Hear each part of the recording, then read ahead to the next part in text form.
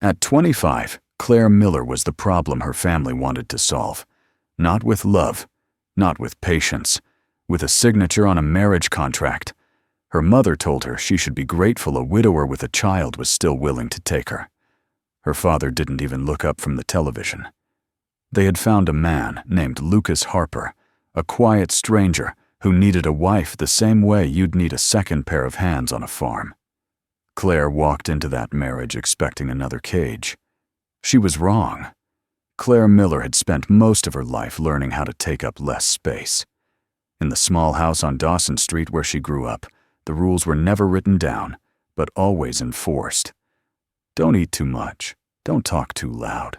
Don't ask for things you haven't earned.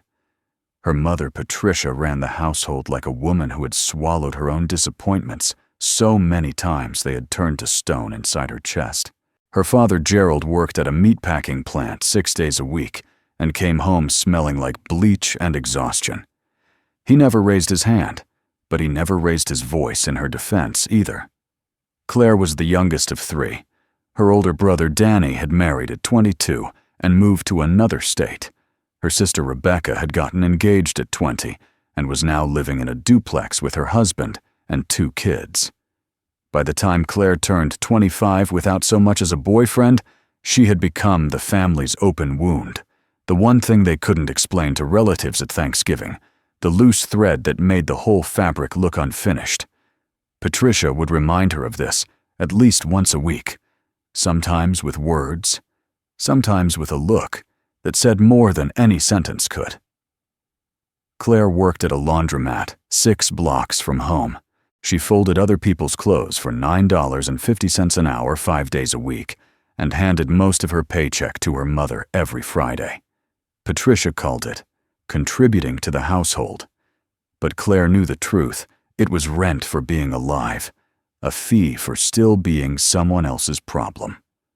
She had tried once to save a little on the side, tucking 20s into a sock at the bottom of her drawer, but Patricia found it within a week. That night, her mother sat at the kitchen table and told her that hiding money from the people who raised you was the same as stealing from them. Claire didn't argue. She had stopped arguing a long time ago. The name Lucas Harper first came up on a Sunday afternoon in March. Claire was washing dishes when Patricia walked into the kitchen, holding her phone like it was a piece of evidence. She said a woman from church, Donna Price, had mentioned that her nephew was looking for a wife. He was in his early 30s, lived about 2 hours north, had a steady job in construction, and had been raising his daughter alone since his wife passed 3 years ago. Patricia delivered all of this in the same tone she used when comparing prices at the grocery store, calm, factual, already decided. Claire turned off the faucet and dried her hands on the dish towel without saying anything. She knew the conversation wasn't really a conversation. It was a notification. Patricia went on explaining that Donna had shown her a photo and that Lucas seemed like a decent man. "He's not going to wait forever," Patricia said, leaning against the counter. "And neither can you. You're 25, Claire. Rebecca had 2 children by your age." Claire folded the dish towel into a square and set it on the counter. She asked what would happen if she said no. Patricia looked at her as if the question itself was an insult. "Then you keep folding laundry until you're 40, she said. "And you do it under my roof, eating my food, with nothing to show for your life." Gerald said even less. When Patricia brought it up at dinner that evening, he chewed his food, slowly nodded once, and said, "Sounds reasonable." That was the full extent of his involvement. Claire looked across the table at him and felt something she hadn't expected. Not anger, not sadness, but a dull recognition. She had never been his daughter in any meaningful sense. She had always been a temporary guest who had overstayed. Over the next 2 weeks, the arrangement moved forward with a momentum Claire couldn't control. Donna Price set up a phone call between Claire and Lucas. It lasted 11 minutes. His voice was low, steady, not unkind. He told her he worked long hours and that his daughter Emma was 6 years old. He didn't ask Claire what she liked to do or what her dreams were. He asked if she was comfortable with the arrangement and if she had any conditions. Claire said she didn't. Lucas said he'd make sure she had her own space in the house. That was the closest thing to warmth in the entire conversation. Claire met Lucas in person only once before the wedding, at a diner halfway between their towns. He arrived 5 minutes early and was already sitting in a booth when she walked in. He was tall, broad-shouldered, with dark hair, cut short, and hands that looked like they had built things and broken things in equal measure. He stood up when she approached, which surprised her. No man in her family had ever stood up when a woman entered a room. They sat across from each other and ordered coffee. Lucas didn't try to sell himself. He told her plainly that his first marriage had been good, and that losing his wife Sarah had nearly destroyed him. He said he wasn't looking for romance. He needed someone steady in the house, someone who could be present for Emma. He said he would never disrespect her, and that he expected the same in return. Claire listened and nodded. She studied his face for any sign of cruelty or dishonesty, and found neither. What she found instead was something that looked like fatigue, not physical, but the kind that comes from carrying everything alone for too long. On the drive home, Claire stared out the passenger window, while Patricia talked about how lucky she was. He has a house, he has a job, he's not a drunk.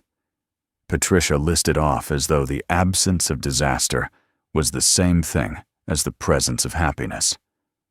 Claire didn't respond. She was thinking about the way Lucas had looked at her, not with desire, not with expectation, but with something that resembled quiet resignation. He was settling, and he knew it. So was she. The wedding happened on a Tuesday morning at the county courthouse. Claire wore a white blouse and a gray skirt she had bought at a thrift store for $12. Patricia and Gerald came but didn't stay for lunch afterward. Danny sent a text that said, "Congrats." Rebecca didn't call at all. Lucas wore a navy button-down shirt and held the door open for Claire when they walked out of the courthouse. His daughter Emma was staying with Donna for the day. There were no flowers, no music, no photographs worth framing.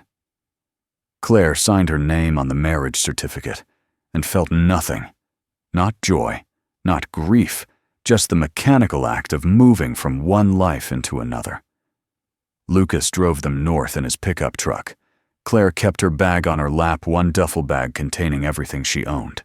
A few changes of clothes, a toothbrush, a paperback novel she had read 3 times, and the $52 she had managed to hide from her mother in the lining of the bag. That was it. 25 years of living, and it all fit into a single bag that weighed less than a child. The house was a modest 2-story on a quiet road, lined with oak trees.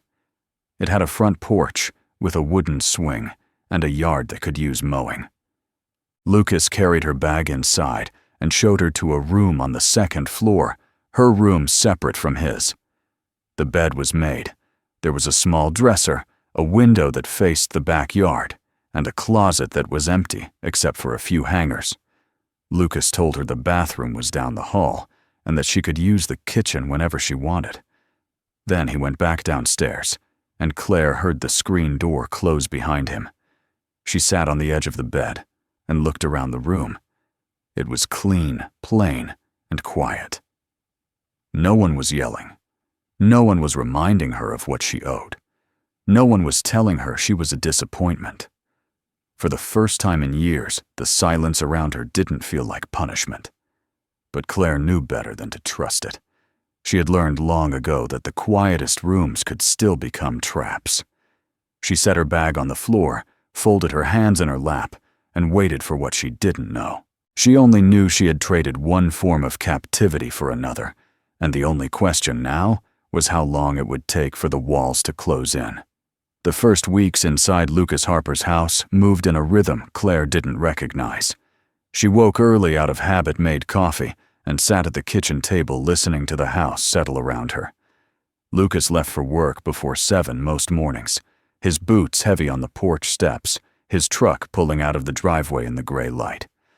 Emma went to school on a bus that stopped at the end of the road.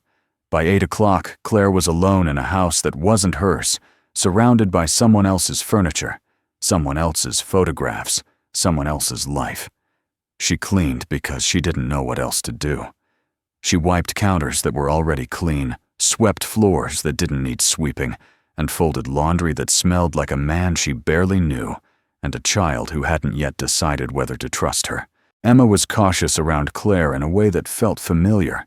The girl didn't hide or cry, but she watched from doorways, from the top of the stairs, from across the dinner table.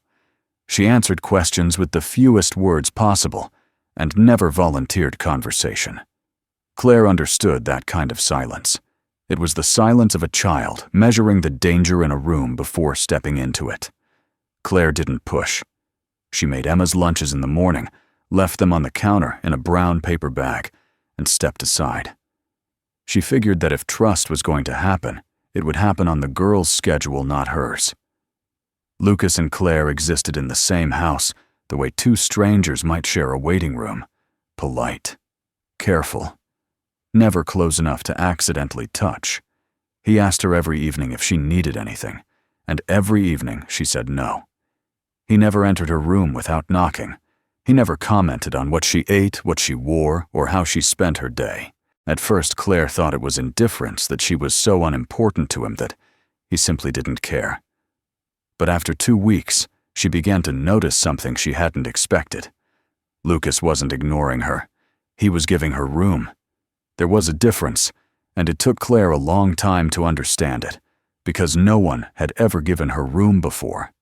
One evening in the 3rd week, Claire was sitting on the front porch when Lucas came home late. He sat down on the wooden swing next to her, still in his work clothes, dust on his arms and across his jaw. He didn't say anything for a while. Then he told her that he had opened a bank account in her name and put $300 in it. Claire stared at him. She asked why. Lucas said that she lived here now and that she should have her own money that was hers and nobody else's. He told her the debit card was on the kitchen counter. Then he stood up and went inside to shower. Claire stayed on the porch looking out at the row of oak trees and felt something crack open inside her chest that she didn't have a name for yet. She started small. She bought herself a pair of shoes that fit properly. Her old ones had a split along the sole she had been ignoring for months. She bought Emma a set of colored pencils after noticing the girl liked to draw on the backs of old receipts. She didn't ask Lucas for permission, and he didn't ask for an explanation. When she set the pencils on Emma's desk one afternoon, the girl picked them up, looked at Claire, and said, "These are the good kind."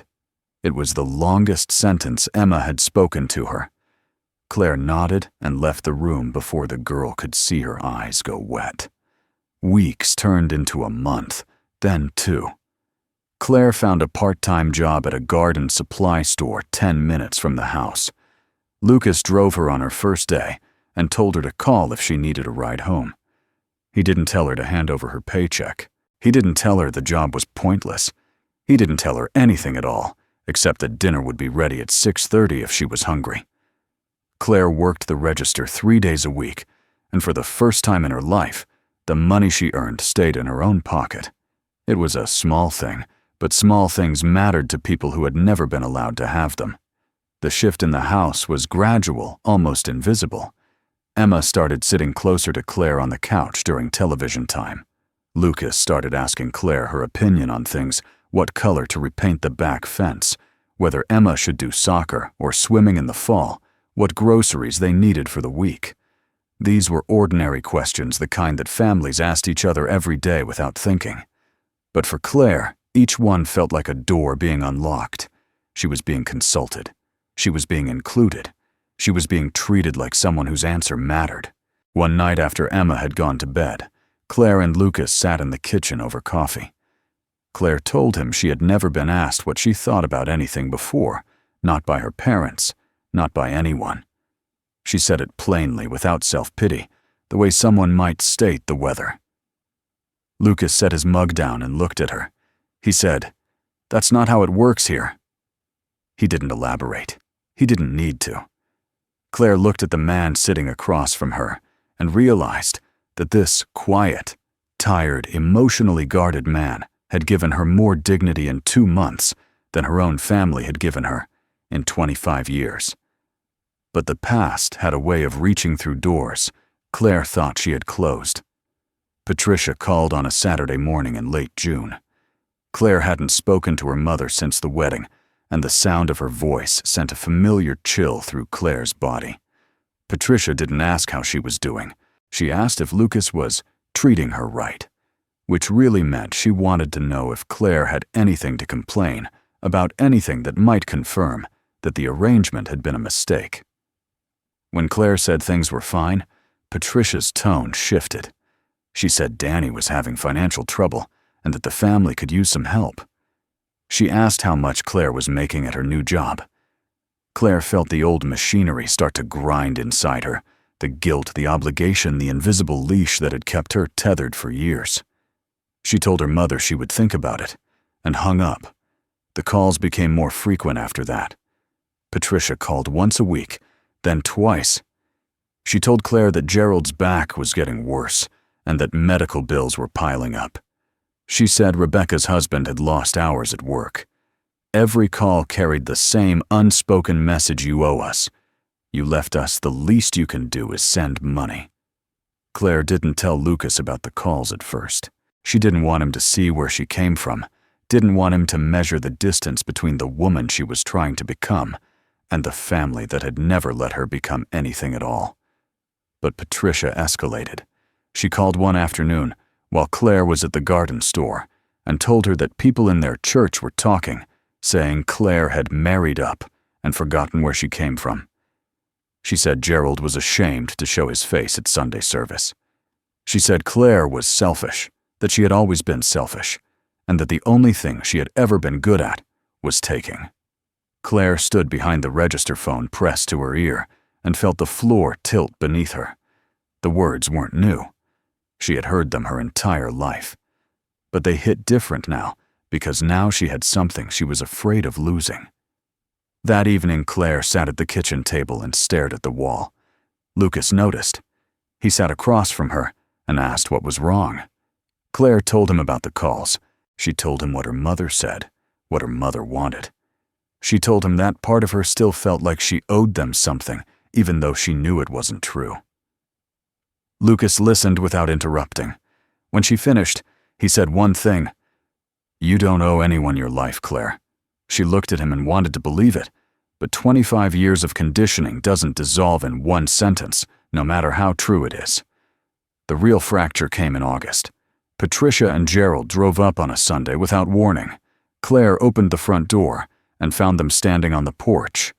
Gerald leaning on a cane, Patricia holding a casserole dish like it was a peace offering.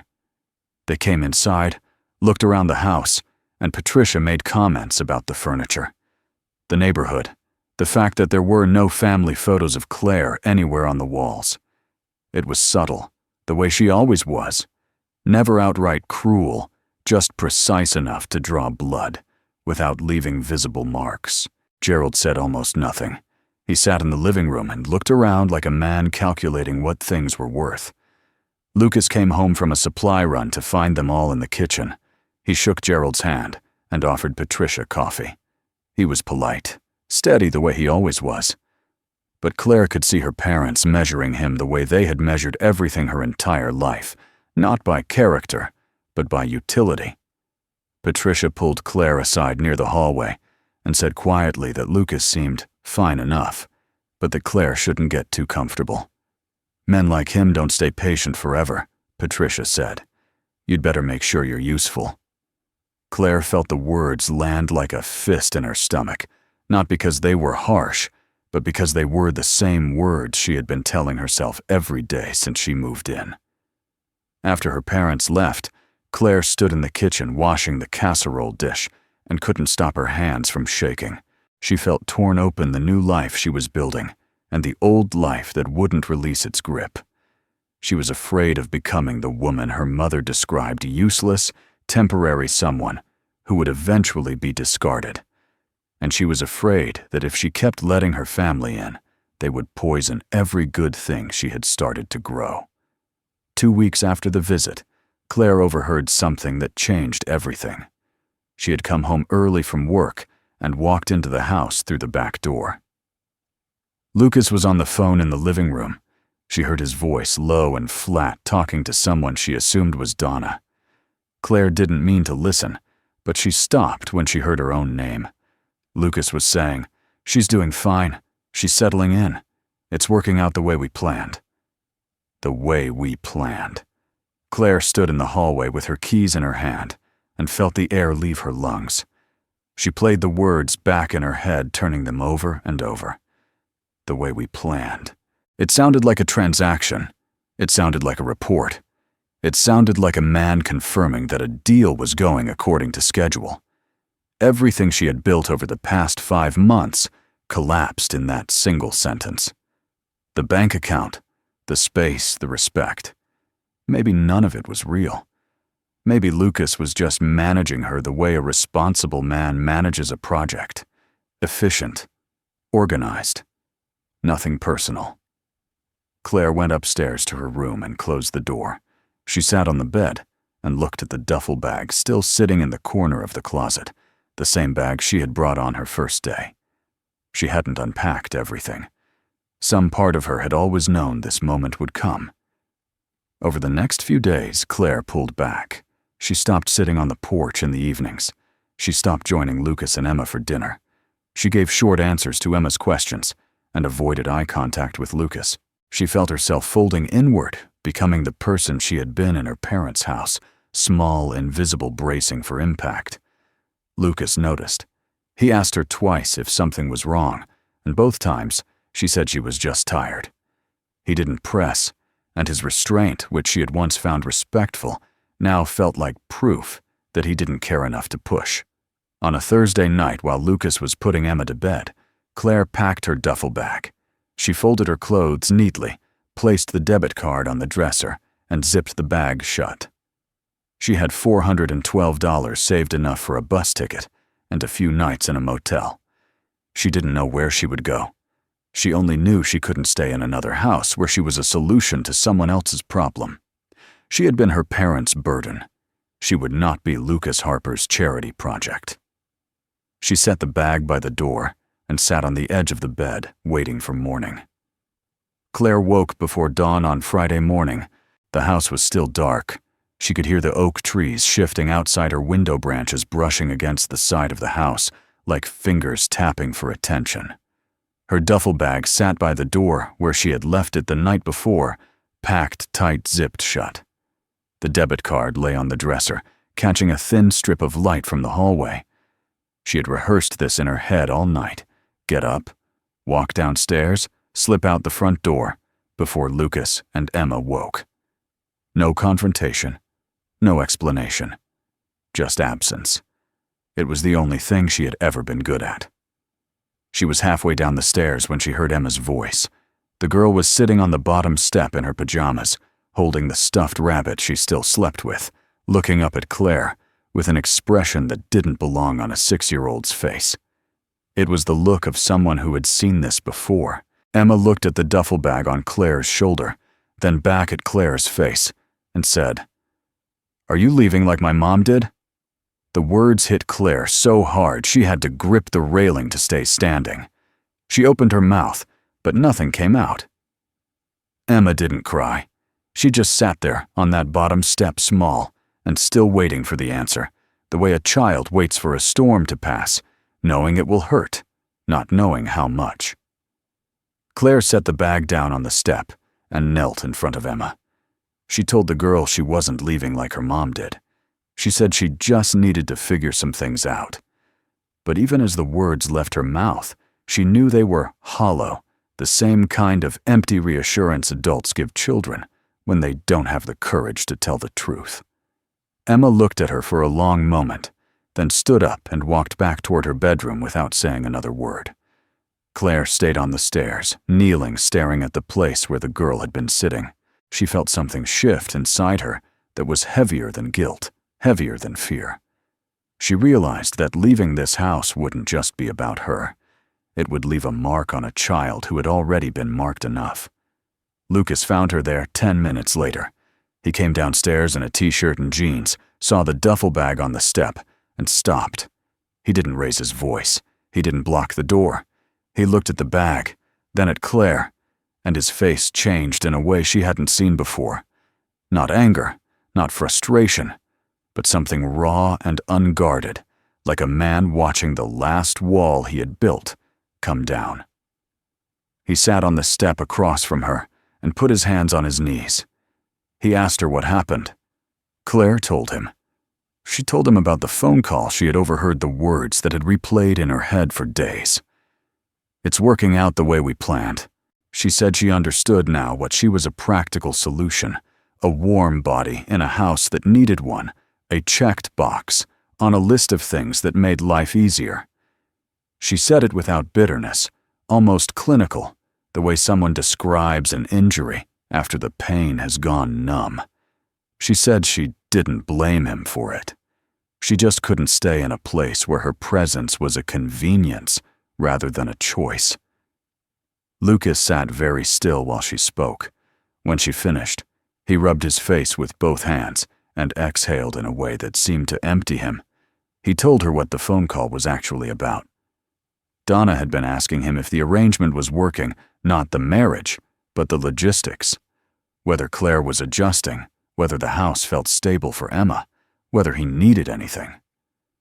Lucas said he had answered Donna's questions the way he answered everything: briefly, practically, without the words that mattered. He said he had always been bad at saying what he meant that Sarah used to tell him. He communicated like a man, filling out a government form. Then he said something Claire wasn't prepared for. He told her that when he agreed to this marriage, he had expected nothing. He had expected a quiet coexistence, someone to share the labor of raising Emma, someone who would stay in her lane while he stayed in his. He said that was all he thought he was capable of after Sarah died, functioning, not feeling. But Claire had changed that. Not loudly, not dramatically, but in the small, steady way she moved through the house, the way she treated Emma without trying to replace anyone, the way she folded into their lives without demanding anything in return. He said he had started to notice her in ways that scared him: the way she held her coffee with both hands. In the morning, the way she hummed without realizing it. When she was organizing the pantry, the way she always made sure Emma's lunch had something sweet in it, because she had figured out the girl had a weakness for graham crackers. Lucas told Claire he hadn't planned on any of that. He said the word "planned" on the phone had nothing to do with her. As a person, it was just the only language he knew how to use. He said he was sorry for that. Then he said something he clearly hadn't said out loud in a long time, maybe ever. He said, "I married you because it made sense, but somewhere along the way, you became the person I didn't want to lose. Not because of what you do in this house, because of who you are in it." Claire sat on that staircase and felt every defense she had built start to tremble. She wanted to believe him. She wanted to believe that someone could look at her, not her usefulness, not her compliance, not her ability to be small and agreeable, and see something worth keeping. But 25 years of being told she was a burden doesn't disappear because one man says the right thing on a Friday morning. She told Lucas that. She said she didn't know how to trust it, not because of him, but because she had never been taught how. Lucas nodded. He didn't try to convince her. He didn't make promises or speeches. He said, "Then stay, and I'll show you. Not today. Not all at once, but I'll show you." It was the most he had ever said to her at one time, and Claire could see what it cost him, this man who had buried his grief under routine and silence, pulling the words out of himself like nails from old wood. Claire didn't unpack her bag that morning. She left it on the stairs and went into the kitchen to make coffee. Lucas came in a few minutes later and sat at the table. Neither of them said anything else. But when Emma came downstairs for breakfast, she saw Claire standing at the counter and the duffel bag still on the stairs, but not on Claire's shoulder. The girl sat down at the table, picked up her fork, and looked at Claire. "You're making the eggs wrong," Emma said. "Dad puts cheese in them." Claire looked at Emma and felt the corner of her mouth lift. "Then go get the cheese," she said. Emma slid off her chair and opened the refrigerator, and for a moment, the kitchen felt like something Claire had never experienced before. Ordinary. Safe. Hers. In the weeks that followed, Claire didn't transform into a different person. She didn't suddenly become confident, or fearless, or whole. But she stopped packing her bag. She moved her clothes into the dresser drawers and hung her coat in the hallway closet next to Lucas's jacket and Emma's small raincoat. She called her mother one last time and told Patricia that she loved her, but would no longer be sending money or accepting phone calls that made her feel worthless. Patricia called her ungrateful. Claire hung up and didn't call back. She kept her job at the garden store and started putting money into a savings account her own, the one Lucas had opened for her, the one she had left the debit card for on the dresser. She picked the card back up. She enrolled in an online bookkeeping course 2 evenings a week, studying at the kitchen table after Emma went to bed. Lucas sat across from her some nights reading or going over supply orders for work, and they shared the silence the way 2 people share a blanket, not because they have to, but because the warmth is better when it's close. She didn't become Lucas's second wife in the way the world might expect. She became his partner, slowly, imperfectly on her own terms. And Lucas didn't save her. He never carried her out of a burning building, or fought her battles, or told her who to be. He did something quieter than that, something most people overlook because it doesn't make for a dramatic story. He gave her space to stand up on her own, and then respected what she built once she was standing. Claire Miller was 25 when she married a stranger because her family wanted her gone. She was 26 when she realized that the life she had been afraid of was the first one that had ever let her breathe. Marriage didn't fix her. Respect did. Not the kind that comes with grand declarations, but the kind that shows up every day in small, ordinary ways. A bank account with her name on it, a question about her opinion, a door that was never locked from the outside. Claire didn't need a hero. She needed a home where she was allowed to become one for herself.